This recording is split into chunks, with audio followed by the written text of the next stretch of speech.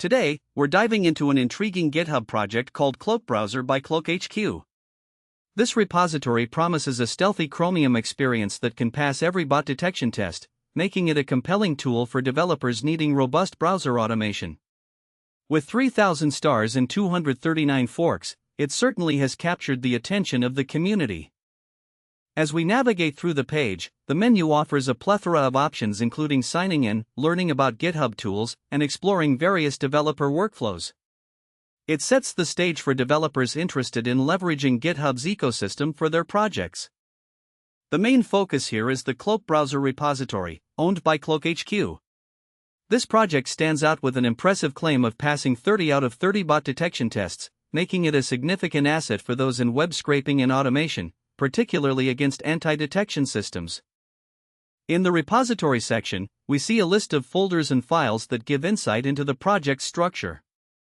This organization hints at a well-thought-out codebase, suggesting that the developers have maintained a clean and manageable project structure. The navigation within the repository provides easy access to files and directories. It reflects a standard layout typical for active projects, indicating that contributors can efficiently collaborate and contribute to the ongoing development. The project is described as a Stealthy Chromium, which is not just another patched configuration but a real Chromium binary with source-level fingerprint modifications. This suggests a deep, technical approach to solving bot detection issues, making it a serious tool for developers in need of such capabilities. Installation is straightforward, with commands for Python and JavaScript environments. Developers can quickly get started by using pip or npm to install CloakBrowser.